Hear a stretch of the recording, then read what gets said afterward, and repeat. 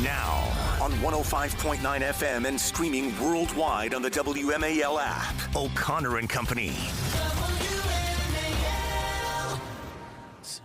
7:07 on this Friday in your nation's capital, 2 weeks before Christmas, second to last Friday before Christmas. Patrice, are you ready? Yes. Are you set? Is it going to happen? No, I'm not. I've got a ton of things to do, including hang our outdoor light display, which we have not done because it's been so cold. You still haven't done your outdoor lights? Oh my gosh, Larry. Goodness. All right. Well, it's all right.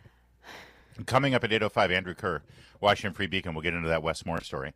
And then at 8:35, Brian Darling will be joining us, talk about the upcoming battle over Obamacare. That's Patrice Onwuka. Happy Friday. Happy Friday, Thank you. Larry. Don't make us wait for it. You gotta hit the mark. Okay. Joining us right now, Alex Swoyer. She's an attorney. She's editor-at-large of the Washington Times. She's got a great book called Lawless, Lawfare, which tells exactly what you think it tells about the Biden administration, the attacks on Donald Trump and conservatives. And she also hosts the Court Watch podcast. And in that capacity, Alex, we welcome you because what did you watch in the court this last week? Oh, it was a busy week at the Supreme Court. That is right. So Monday was one of the bigger, I guess you could refer it to one of the firing cases. So it has to do with President Trump's ability to fire one of the FTC commissioners, Rebecca Slaughter. Mm-hmm. If you remember, there was a few different, I think it was, the National Labor Relations Board. There's just been all the different agencies that he's tried to remove people that have been Slaughter was him. Trade Commission, right? Exactly, Federal Trade Commission. And so the interesting thing about her case is that there's like 90-year-old precedent, a case from 1935. It's called Humphrey's Executor, and it basically limited the president's ability to, and it dealt explicitly with the FTC. And it was basically a holding that limited the president's ability to fire or remove people from these independent agencies, okay? So based on that precedent, lower courts had sided with Rebecca Slaughter. The president's administration had brought this to the Supreme Court. During oral arguments, I would say it sounded like they were recognizing that, this 90-year-old precedent, it's been chipped away at over the years, I think they're inclined, if I'm going to guess one way or the other, to give President Trump a win on this. Mm-hmm. I don't know how far they go, whether they completely overrule this, 1935 case or not. But I do think he'll come out on top on that one.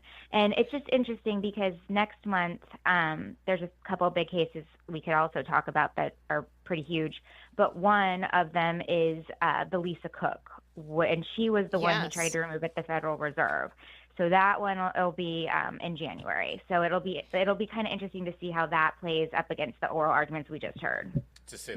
So Alex, one of the other cases that I think is really important to our listeners, really, I guess it was maybe a last week, but what's happening with New Jersey trying to subpoena pro-life pregnancy center donor information. The names and contact information of donors to their groups. I mean, this has massive sweeping implication for lots of nonprofits, particularly those who, take positions that people might not like. Talk to us about what you saw coming out of the oral arguments in that case and the Supreme Court's questions.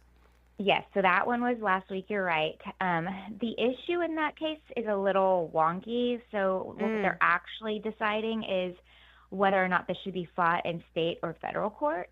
So not as sexy as the facts that you laid out, but very big, important case going forward. We find standing incredibly sexy, all right? We're weird that way, Alex. Well, but, it is true. What you were just talking about, Patrice, is important because really what's at the heart of it is like a First Amendment right of association issue, and being able to do so without fear of retribution or censorship, what have you. And it did seem like the justices, Justice Clarence Thomas really pointedly said to the lawyer arguing for New Jersey, basically, you had no complaints against this pregnancy center. I think it's like a network of pregnancy centers. And, if you had no complaints, why are you looking for this type of information? It Right. seems Yeah. like, they're just pointing out it's a fishing expedition. Right, And and so, a bullying campaign. Yeah. Right, right. And in the past, I've covered the court since 2017, so sometimes I have to jog my memory, but I know there's been cases similar. Like, I believe it was California may have had a law that they were trying to pass about donor disclosures for certain Yes. nonprofits. Yeah. And that, if I remember right, was shut down. I think that Yeah. there's, a recognition about how dangerous that could be, especially, given the state of our country and the political divide, and Yeah. even more so when we're seeing increased political violence. So, that was one that they dove into. And it'll be interesting. I think, obviously for the pregnancy centers, they would like to see this in a federal court.